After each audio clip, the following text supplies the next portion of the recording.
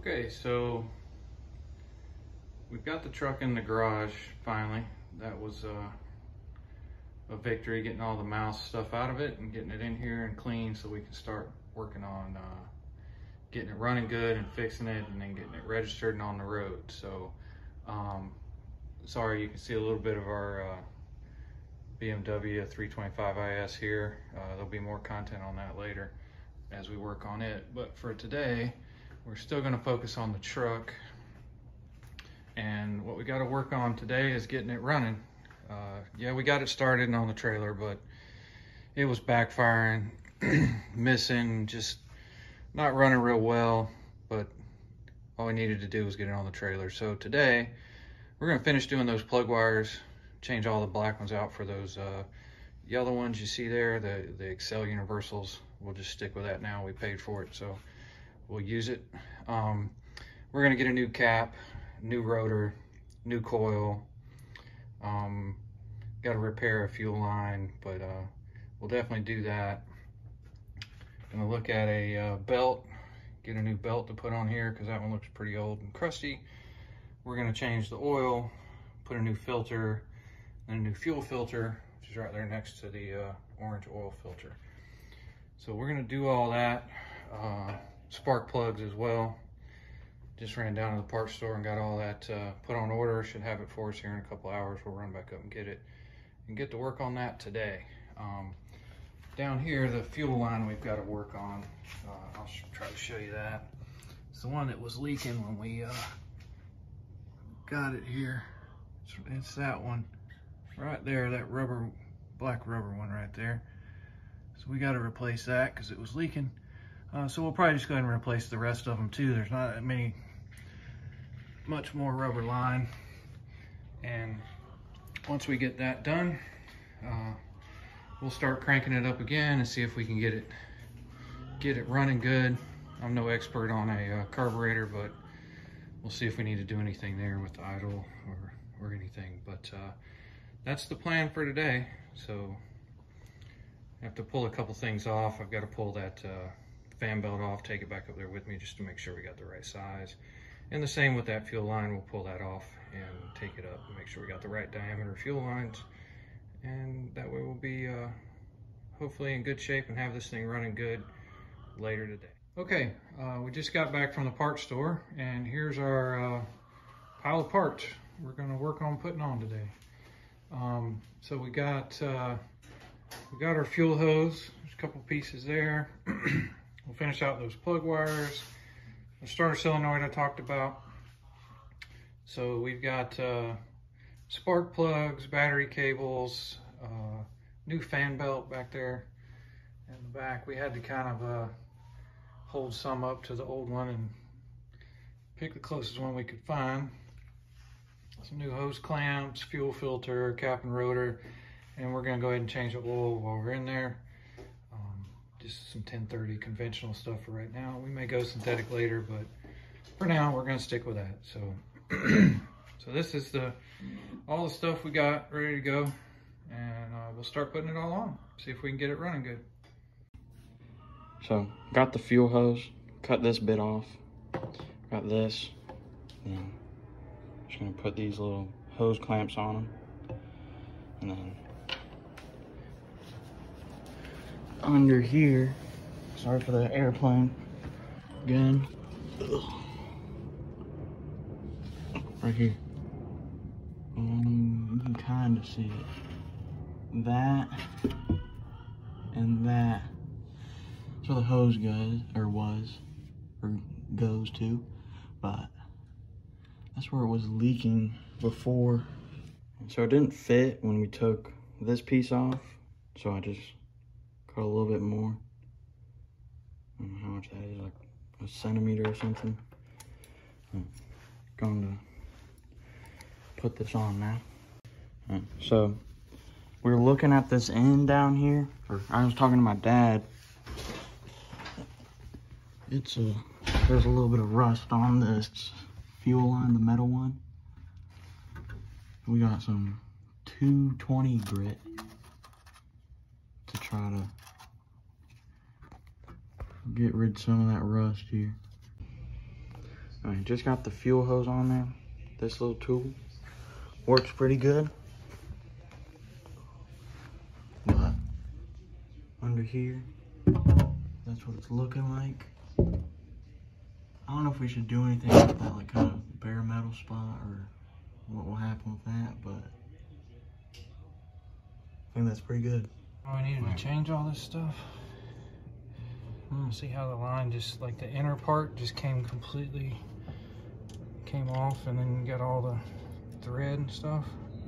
That's why this rubber, after it sits for 10 or 12 years, it just starts to degrade. So the line that we just showed connects to the hard line. Is that the line that goes all the way back to? Yeah, it goes back to the other end where you just replaced that other hose. But it's all messed up right there. And then we already took out the line that goes from that connection up to here. We're changing that. And then we'll go on from there. So this fuel line can't get off it. You can't really see, it's dark, but attaches right down there. We can't get it off, so we're taking the oil filter off to see if we can get a better look at it, and we're changing the oil anyway. Where'd you? Never mind. So we took the oil filter off. You can see that line a little better. That's where all the oil filter was. So we cut our fuel line already, and we used that 220 grit sandpaper just to clean up a little bit. We just used it on the side that just got put on, not the filter side, because that's brass and you don't really need to do it to it. But getting that on, and then connection right next to it goes up to that side. Is that our last fuel line that we're doing, the one to the carburetor? Yep. Right, so that's the last one. That's all the rubber lines in the fuel system. And then we're moving to spark plugs. We'll do the fuel filter probably next. Oh yeah, fuel filter. Then we're doing oil, spark. We have spark plugs, the rest of the spark plug wires, and then oil change at the end. Oil change. So that's our fuel filter. That's what it's looking like. Fuel. That's what that's looking like. And we're changing that, and then the hose. Or are we going? We'll probably mess with all the distributor cap stuff, the starter coil and all that stuff. Because the fuel line, or it did, it's not there now, but it went under all that stuff. So, made a decision. We're not taking all this stuff off. We're just putting that fuel line on and running it through everything. And that'll be our last fuel line. Make sure we got enough. It'll be tight. So we're not cutting any of it, that's for sure. We'll just get the clamps and we'll feed it through and make it work. So, I went and grabbed the belt to see if it fit on here. And apparently my dad said we made it too far. So he went ahead and just put it on the rest of the way on. So right here, this alternator moves so you can put it on, move it back so it's tight.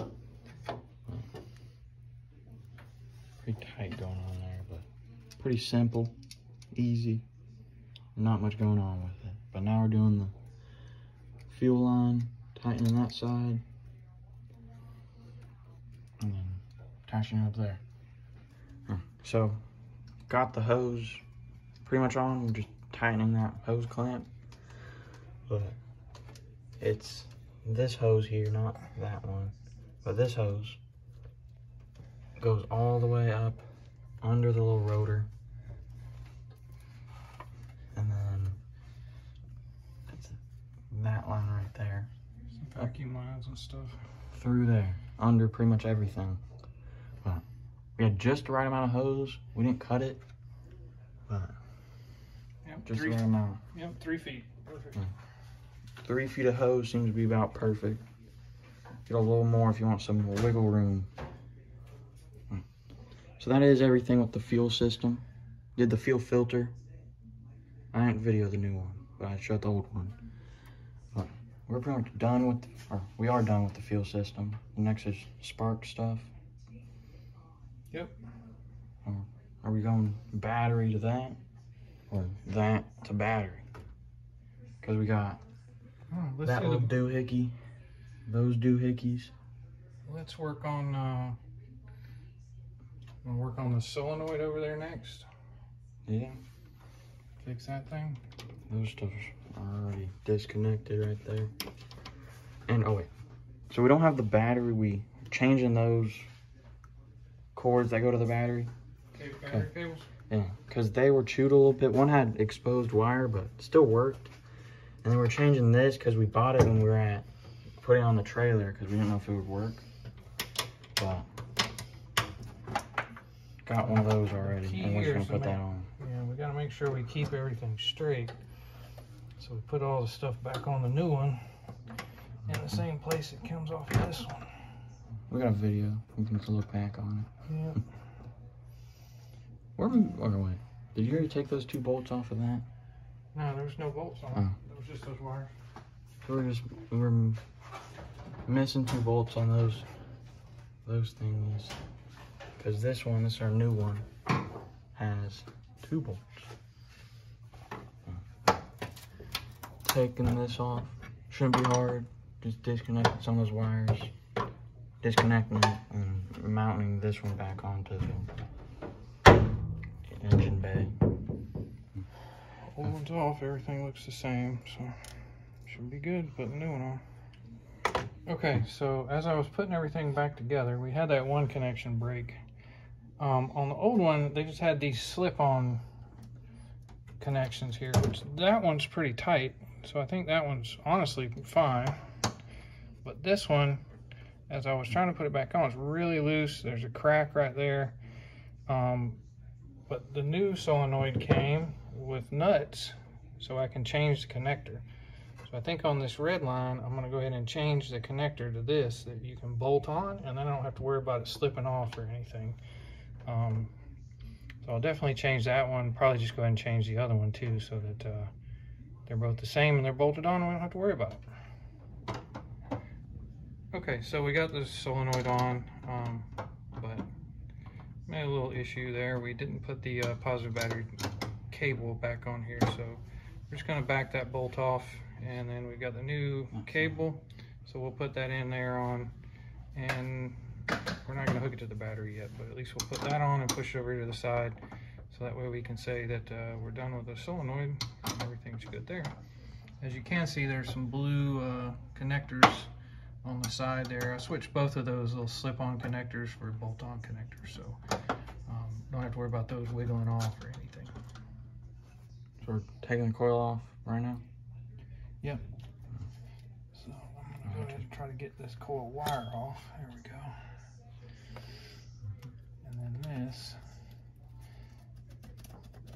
looks like it will just slide right on out of here.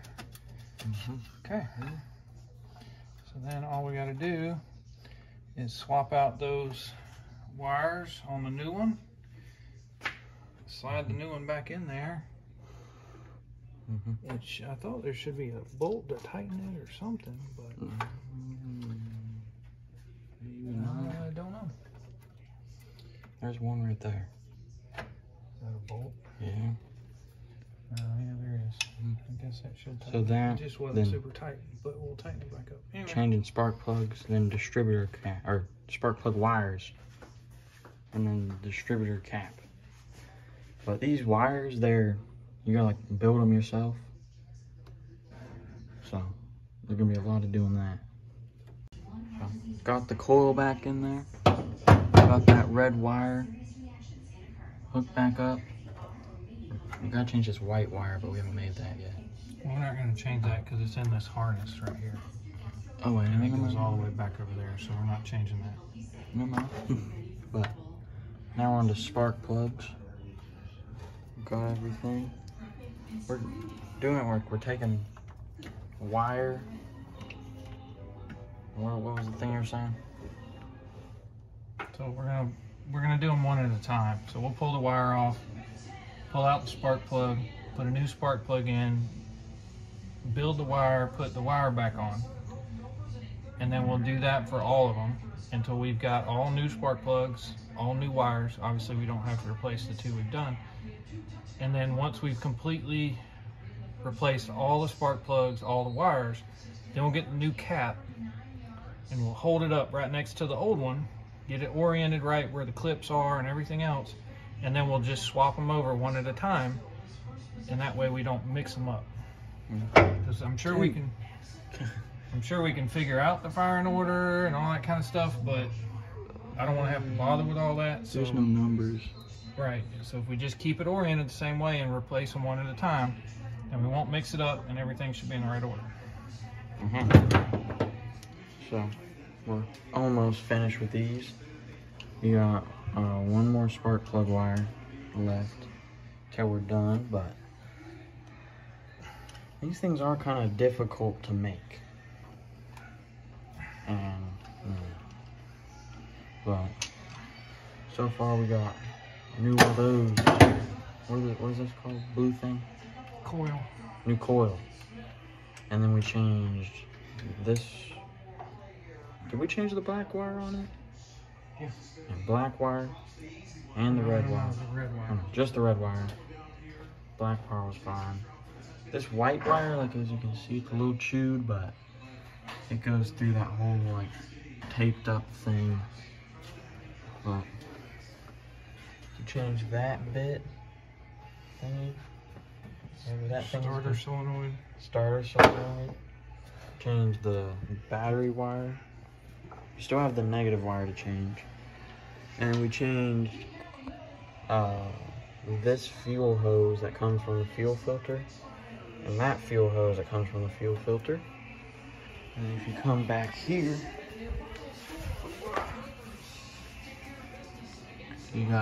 we changed that fuel hose and the clamps and everything, because that's where it was leaking before. So hopefully we fix that.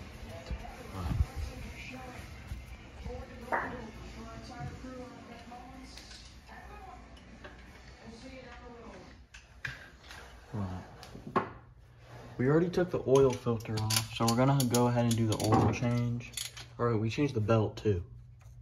That was pretty simple and quick, but oil filter's already off, so we're just gonna go ahead and put the new one on and do the oil change.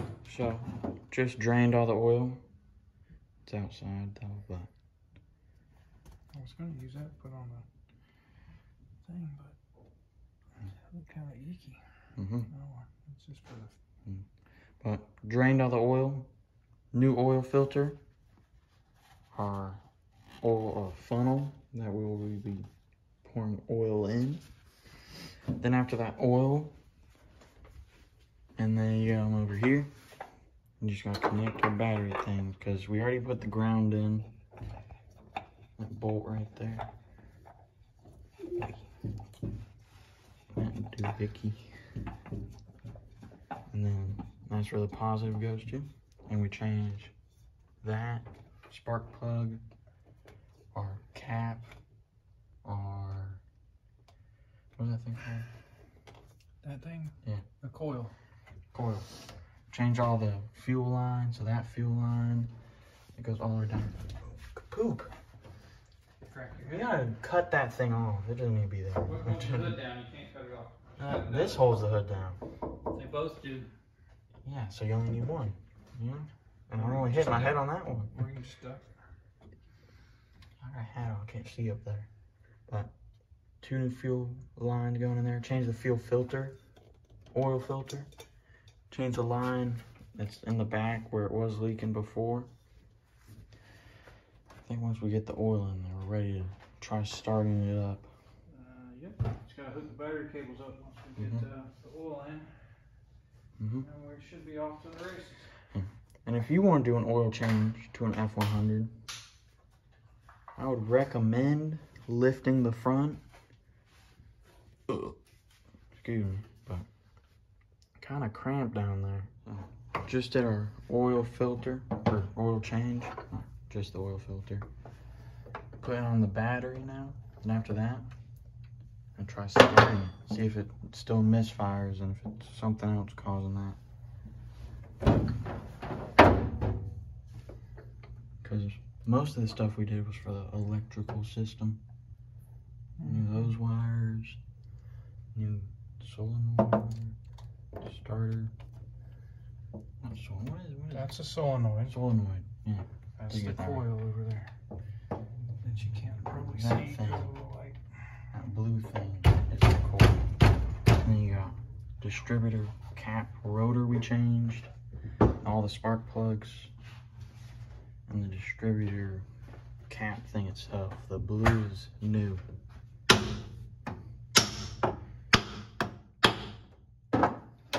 Plastic Nice hammer. technique. Plastic hammer, so you don't have to worry about messing up the metal or anything. It's really for tent stakes, but you know.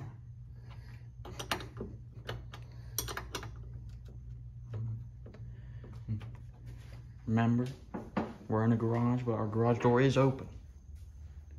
Do not start a car in a closed garage because stuff. Turn this fan on. That might be a little loud, but I'm just hooking up that battery, then we're gonna get ready to start it. And we have some starter fluid if we need to use that. So, got the battery hooked up. Sprayed some starter fluid in there. Our starter fluid can from when we first started the car. All the new stuff. Before it was misfiring, and you could figure that out if you go watch our first video. What was that? That was the heater fan. It works.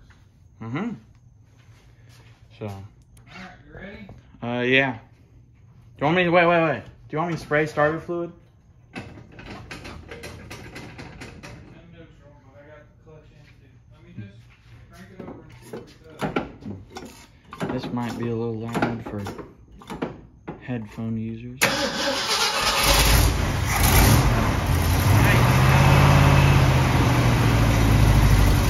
started right up.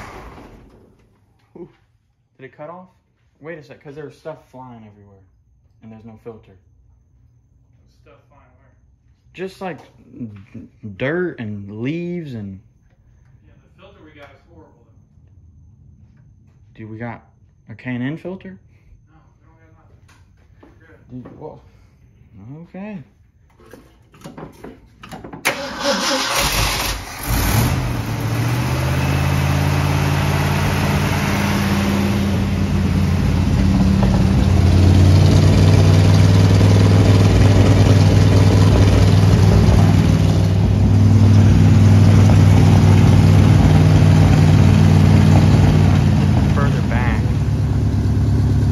Be able to hear in the video, but maybe not.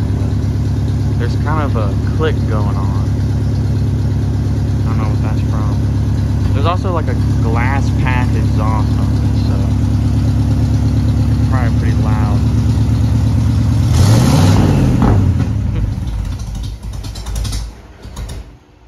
That's not good. Did you shut it off, or is that just? No, I revved it, and when it flipped back down. Oh, that's just the carburetor? Yeah. The temperature gauge and the fuel gauge or no, fuel might be working. You might just not have a lot in there, but yeah. Temperature gauge.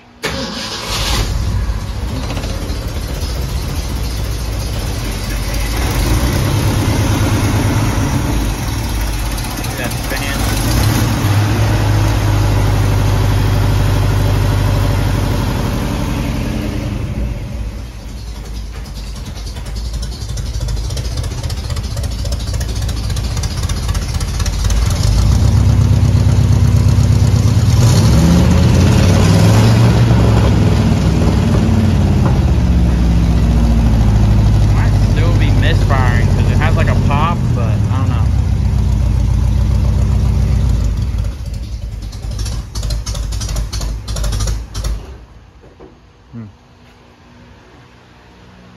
So is it cutting off? Yeah. So is that? Sure exactly why. Is it probably the carburetor? Just fuel. I know, but it was idling before, but not.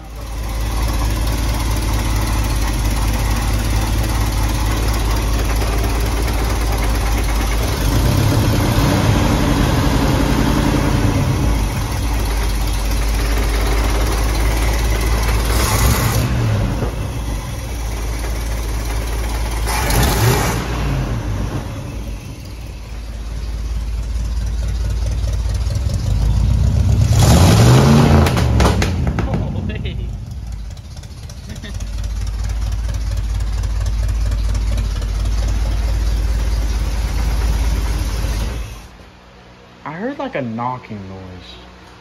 Yeah, Is I that? haven't adjusted the valves or anything. I mean, it was a newly rebuilt motor, so I was thinking that we wouldn't need to do any valve adjustment, but,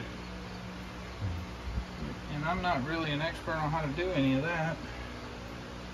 I heard like a knocking noise this direction. Yeah, there's a slight one on this side too, but it sounded more on this side. Well, I started hearing it like after you revved it that bigger time. Yeah. Is that a cricket? Yeah. In the garage? Probably. That's what you heard on the other videos too. I think it's running pretty good. We got a hidden cricket in here. What do you think? I don't know if it's supposed to be popping or is that just... That's those glass packs, I think. Oh, It's got glass pack exhaust on it. oh, I thought pops were from fuel. I don't know. I think there's could be some fuel, could be some of the mufflers that are on it. Do you hear anything that we didn't? Please tell us. But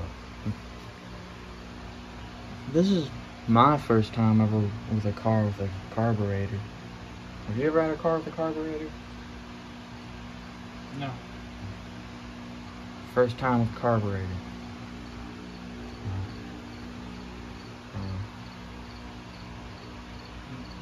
After I adjusted the idle screw, brought the idle up just a little bit. When I let off the gas, it wasn't choking down. So. Sometimes these things, once you get them running and get fuel moving through them and warm them up, they run better. But it's starting like immediately. yeah, it starts immediately. I was surprised that it started so fast the first time. Especially on the first one where it was cold start. Well, especially because we knew that we had air in the lines because we replaced all the fuel lines, but seems to be working.